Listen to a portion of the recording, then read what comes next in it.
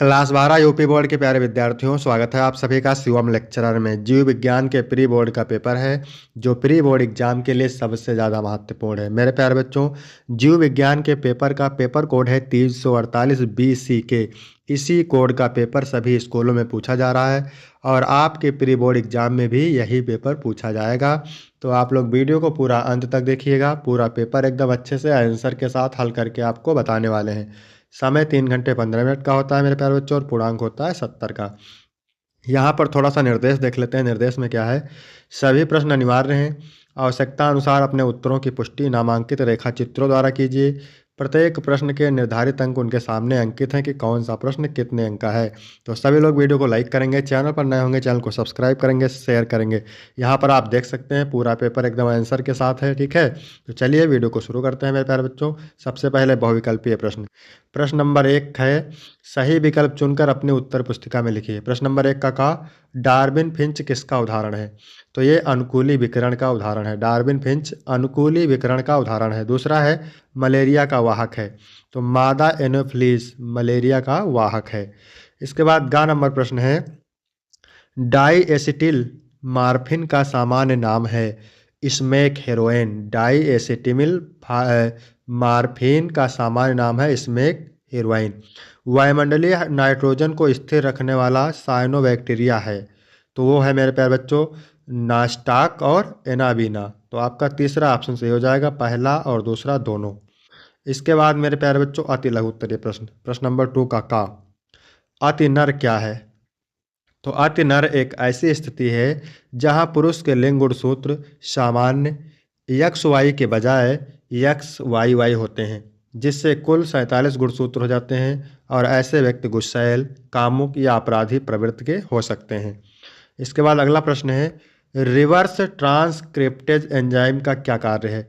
तो reverse transcriptase एक enzyme है जो आरएनए को टेम्पलेट के रूप में उपयोग करके डीएनए का संश्लेषण करता है। इसके बाद अगला प्रश्न है, एक्सो पेटेंट क्या है? एक्सो पेटेंट एक कानूनी अधिकार है जो सरकार द्वारा किसी आविष्कार को उनके नए आविष्कार के लिए दिया जाता है। अगला प्रश्न है, प्राथमिक लासिकाव अंग के 2 उदाहरण लिखिए। तो प्राथमिक लासिकाव अंग के 2 उदाहरण है अस्थिमज्जा और थाइमस। क्या है? अस्थिमज्जा और थाइमस। इसके बाद अगला प्रश्न है, पवित्र उपवन क्या है? तो पवित्र उपवन ऐसे वन क्षेत्र होते हैं जिन्हें स्थानीय समुदायों द्वारा धार्मिक मान्यताओं और परंपराओं के कारण संरक्षित किया जाता है, जहां पेड़ पौधों और वन्य जीवों को काटना या नुकसान पहुंचाना वर्जित होता है। इसके बाद है लघु उत्तरीय प्रश्न फर्स्ट। प्रश्न नंबर 3 का है, परिभ्रूणपोष क्या है? एक उदाहरण दीजिए।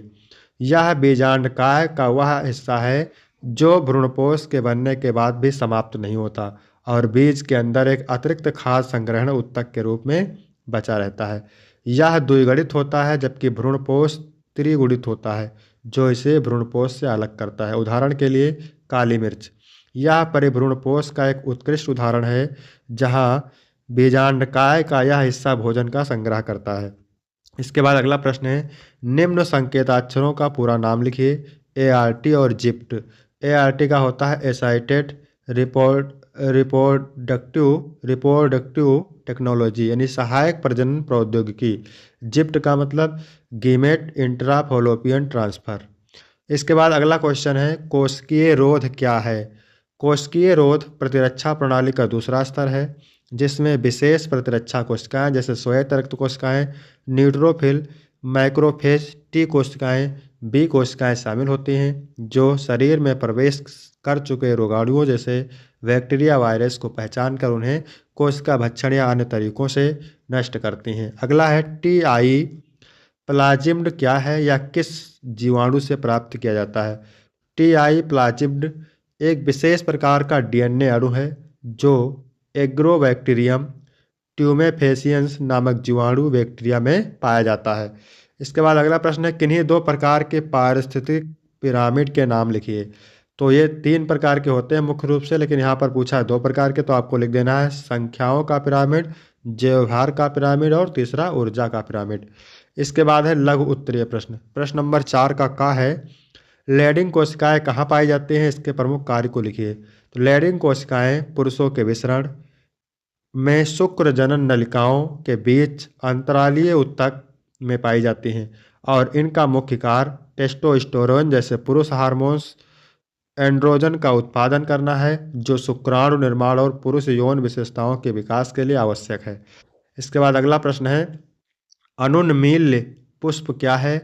या इस प्रकार के पुष्पों की दो विशेषताएं लिखिए।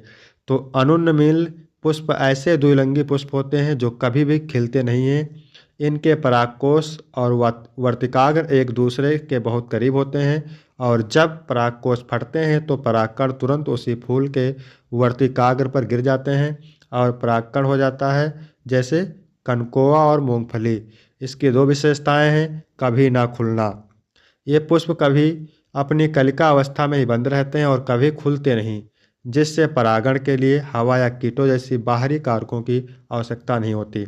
निश्चित स्वपरागण, चूंकि ये कभी खुलते नहीं और परागकण उसी फूल के अंदर ही वर्तिकाग्र पर गिरते हैं, इसीलिए इनमें हमेशा स्वपरागण होता है, जो कि आनुवंशिक रूप से स्थिर और विश्वसनीय होता है। इसके बाद अगला प्रश्न है, मधुमक्खियों में लिंग निर्धारण की प्रक्रिया का सचित्र वर्णन कीजिए।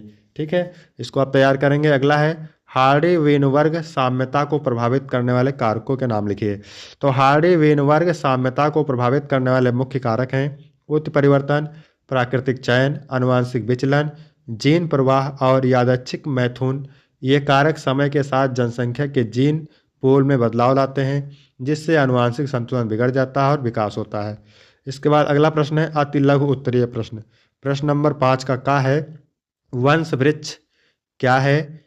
इसका वंशावली विश्लेषण क्या उपयोग है? तो इसको आप तैयार करेंगे। अगला पूछा गया है, प्लाज्मोडियम के जीवन चक्र में पोषक के किन अंगों में निम्नलिखित परावस्थाएं होती हैं? ठीक है, फिर आगे है, चल युग्मज, बीजाणुज और अमीबीय परावस्था। इसके बाद अगला प्रश्न है, क्या पूछा गया है, खाद्य उत्पादों में सूक्ष्म जीवों की भूमिका समझाइए। अगला पूछा गया है, सूक्ष्म प्रवर्धन को समझाइए। सोमा क्लोन क्या है? इसके बाद अगला प्रश्न है 6 का, प्रतिरक्षी की संरचना का नामांकित चित्र बनाइए। प्रतिरक्षियों के दो प्रकारों के नाम लिखिए। फिर अगला है, चारण खाद्य श्रृंखला और अपरद खाद्य श्रृंखला में अंतर लिखिए। फिर अगला पूछा गया है, जैव विविधता हॉट स्पॉट की किन्हीं दो मुख्य विशेषताएं बताइए। भारत में एक हॉट स्पॉट का नाम लिखिए। अगला है, बीओडी का पूर्ण रूप लिखिए।